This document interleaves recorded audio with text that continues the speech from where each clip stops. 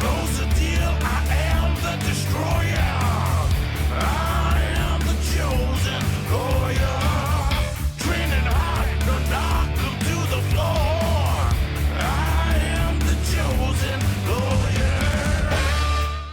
Once again, welcome to the Chosen Life podcast for episode 3. And this is Jonathan. And we are here at Mr. Sabawy's office once again. Thank you so much for hosting us.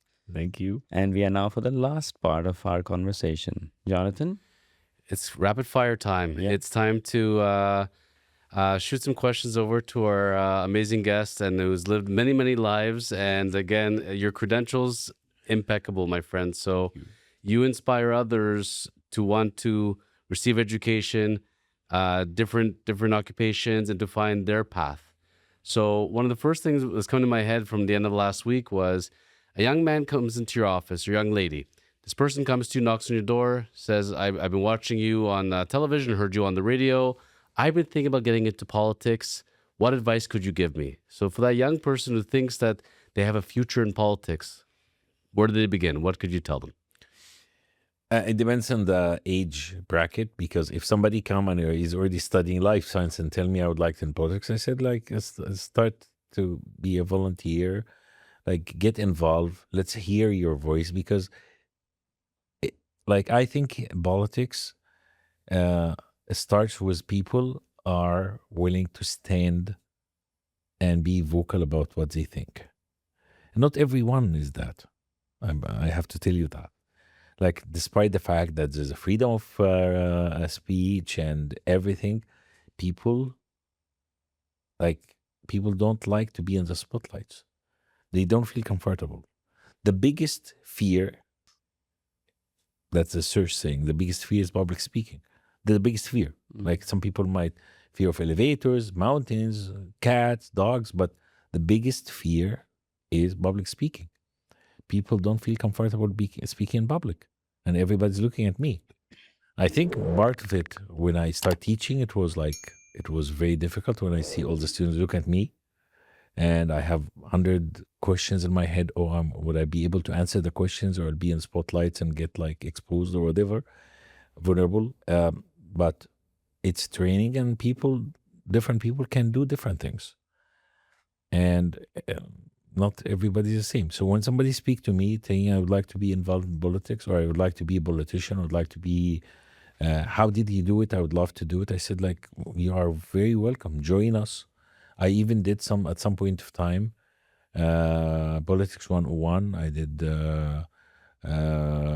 building roads, opening doors for politics, which 2 courses I did at some point of time of my life, two 1-day course each, which I just reinvented, and I added to it my experiences, and I did some trainings for political science students about 101 politics and stuff. But again, it's always also from the honesty point of view, as I explained. Yes, politics is a very good vertical. Yes, politics is a very good career. Lots of jobs in politics.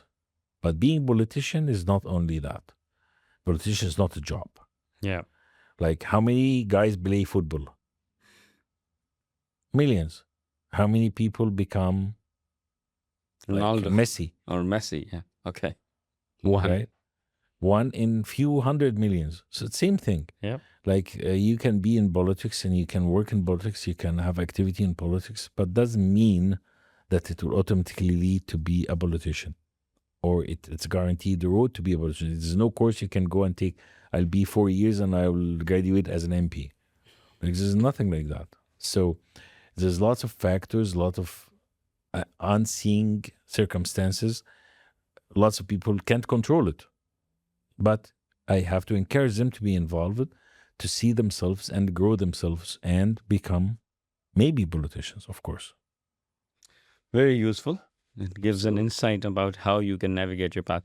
Mr. Sabawy, my quick fire is Mr. Sabawy, the political activist, or Mr. Sabawy, the engineer? Who would you prefer now? Well, I still see both of them as the same thing. It's a different point of view. I still have my engineering, algorithm thinking, logical thinking to drive things in politics. But unfortunately, some of the laws applies, some of laws don't apply.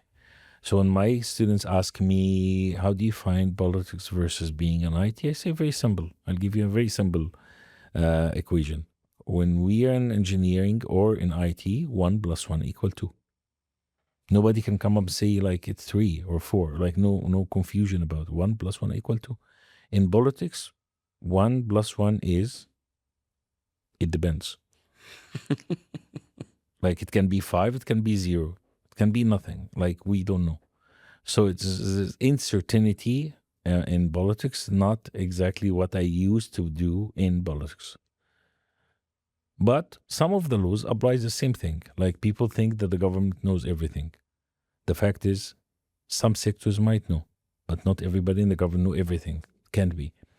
Number 2, there's infinity element in that, capacity-wise. But there's another thing. When everything in politics stay as is, very similar to Newton. You know Newton law? Yep. Everything stay in condition from moving to stand or standing unless an external force changing. Politics is the same. It's an again discovery. Like there's nothing will happen by itself. Like Doug Ford is not gonna take the handset and say, "How are you, doctors? Are you happy? Do you think I can do something for you today?" It's not gonna happen this way unless they raise their voice about some challenge and tell us exactly what you want us to do about it. We wouldn't know. We assume that the status quo and applies for everything. So there is nothing like, by the way, let's check, for example, firefighters or some laws in the safety or whatever, unless some group or lobbyist or the profession itself raise their voices saying we need some support in this and this and that. So that's applies. Newton laws applies for politics too. We'll take that. That's a good one. You ever played the what if game, Sheref? Yeah, sometimes. So we'll play a fun one for a moment. Okay. What if you got a phone call tomorrow? Sheref, turns out you're going to be prime minister for a day. Just the way it's worked out, we've asked around and we need you for one day to come and step into this position. We need you to make one change. There'll be no interruptions. There's no pushback. We trust you, Sheref. You got the job. One change in Canada. What would you do?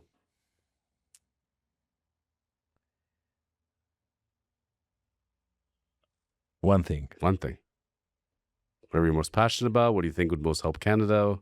You can go in any direction. Where would you go? He's thinking, where do I begin? Well, it's a dairy silence.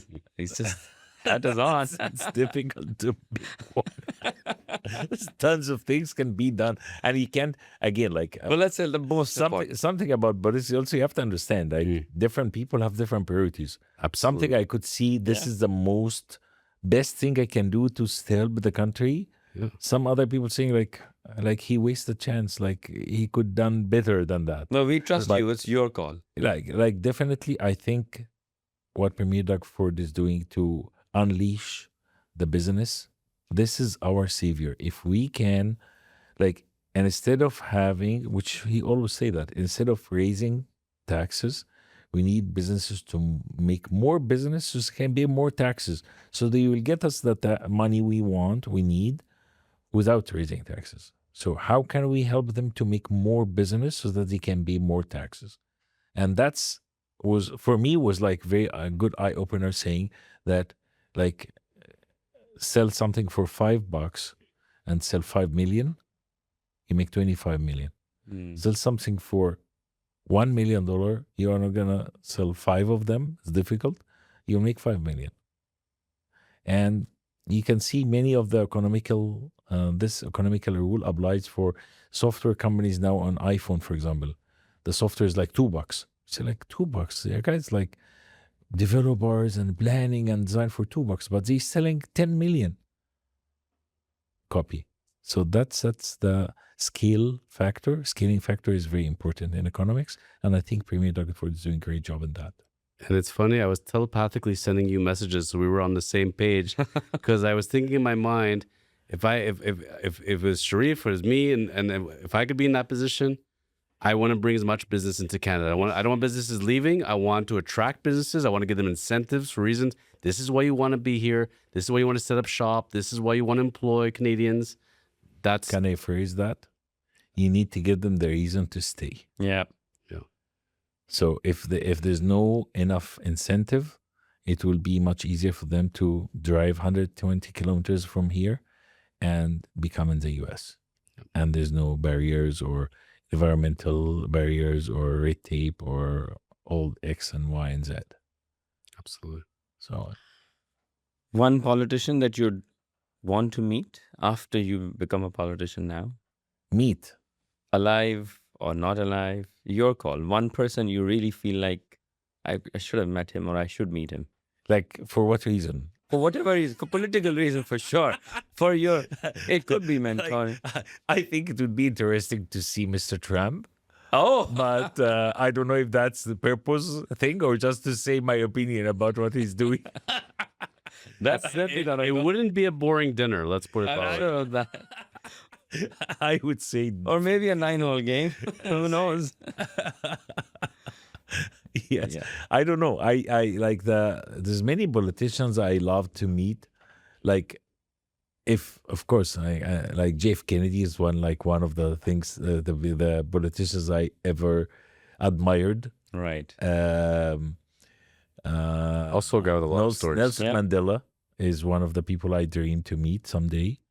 I mean, So it's Trump, JF Kennedy. no, and like Mandela. don't put them in that. No, I'm not. I'm not like putting any prioritization. I'm saying the way you spelled it out. Like, I'm saying the interesting one would Right. be meeting Trump, but if I would love to meet somebody and discuss something, it would be JF Kennedy. Yes, he's a admirable thing. A person from the history. Yes, I'm going to go back to the what if game. yes. It's a new what if game. Sheref, turns out you're going to be relocating to a different city. Yes.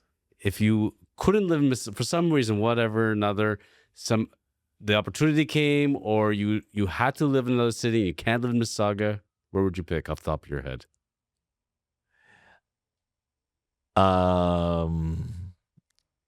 Okay. First of all, I got many opportunities to leave, and I refused all of them. Within Canada, outside Canada. Your choice. So I refused to move to Vancouver. For example, our head office in HSBC was in Vancouver. Yeah. I refused to move to Vancouver to seek higher jobs because I felt that Vancouver is a very good city with better weather, with a better sceneries and nature, but that's not my nature. My nature is being with the people. I didn't feel that when I went to Vancouver. Right.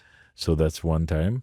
I got offered to relocate to the US multiple times when I was in Cisco, when I was in Motorola. Many times I got options to move to the States because I would like to maybe take the opportunity to tell the people who think that, oh my God, like US is cutting us off. Actually, we are cutting the US off. When I used to go to Cisco head office in San Jose or Motorola in Stouffville, US, 40% of the engineering force there are Canadian engineers Wow. because they buy the skills. Whenever there's a brilliant engineer, some company, they will hire to Cisco and move to San Jose or somewhere else. So, yes, I got offered. But if I have to, I would love to go to Montreal because I think Montreal give me the European feel and touch. If that's in Canada. Outside Canada, I would love to maybe visit, not relocate, but at least visit Rome. I'm very fascinated with the Italian drawings and the Italian arts and the Italian sculptures, the statues and stuff, the old churches, Italian churches. Yes. Yeah, great choice. Have you ever been to Panama? Interesting place. If you ever get a chance to visit, lots of Canadians there. It's not what you expect it to be. It's quite an interesting place. Perfect. Well, put that in my to-do Bucket list. list. Yeah. There we go.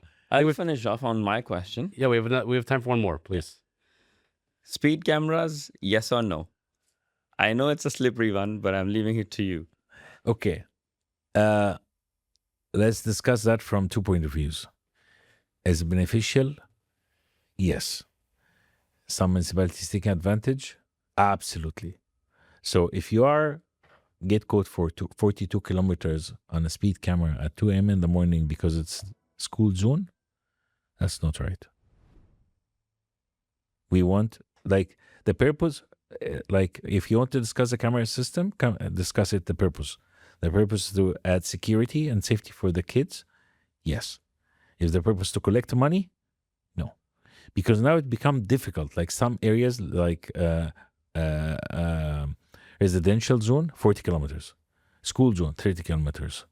Regular city, 50 kilometers. Big street, 60 kilometers. Like I need a dictionary to drive in the city, and I can quote anywhere. In any corner, I can get caught for speeding. It's difficult to drive. It's becoming difficult to drive. Can I throw in a bonus question? Yes, go ahead. You could say yes, you could say no. Sure. Can we fix the coyote situation? I mean, it seems to be province-wide, cities-wide. You know, people walking their dogs, and there's coyotes everywhere. How do we fix the coyote situation? Is there a fix to this? Yeah, but this is back to where's our priority? Is our priorities lined up properly or not? Like, what's my priority? Is the people, the Ontarians? Or my priority is, like, this is a wildlife and we have to protect. Like, I put people number one. Number one. Like, if somebody, like, lately, some people came about research and saying using animal research. Like, if we didn't use animal for research, we'll use people. Who's it more important? Yeah. Animals or people? Yes, I am a very animal lover and everything, but we use that as alternate to save lives of people. The more we make it difficult for research, the more difficult we'll get cures for anything we have today. We need some balance.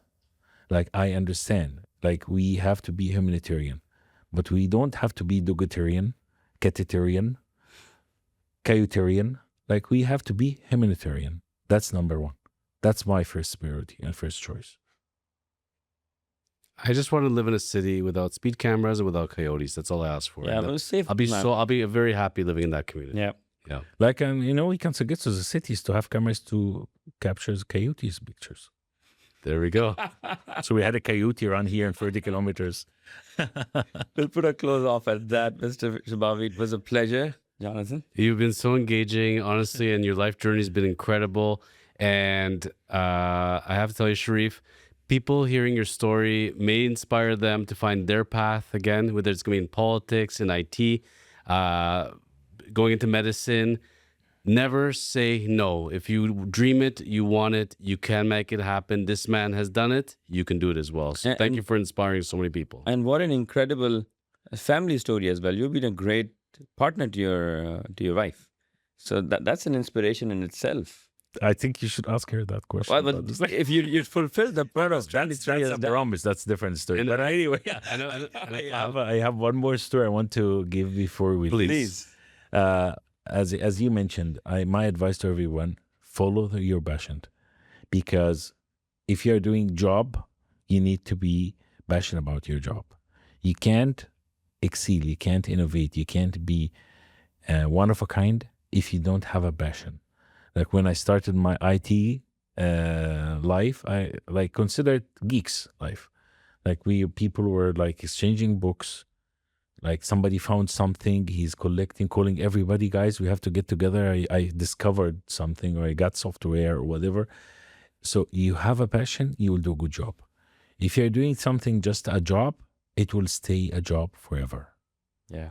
So when I even speak to my students, I say, people keep saying, I would like to get into software, I need to get to networking, I need to get security, I need to get here, there. I say, like, take any job you get, the first job you get there. But have follow your passion. Like, I'll tell you 2 stories talking about that. One story is when I was in HSBC, we were using a very different kind of network, English-based networking, and Cisco was coming, and I wanted to study Cisco. So I started searching for somewhere we can get a class to be a CCNA, Cisco Certified Network Associate, which was at the time like something big. So I couldn't find any class. There was none. Like it's new, nothing. So I found some guy who is a CCNA who's teaching class in Scarborough. His class, he's working full time and he's a family man. He don't want to work on the weekends. So he's doing his classes Saturdays and Sundays. 3 a.m. to 8 a.m.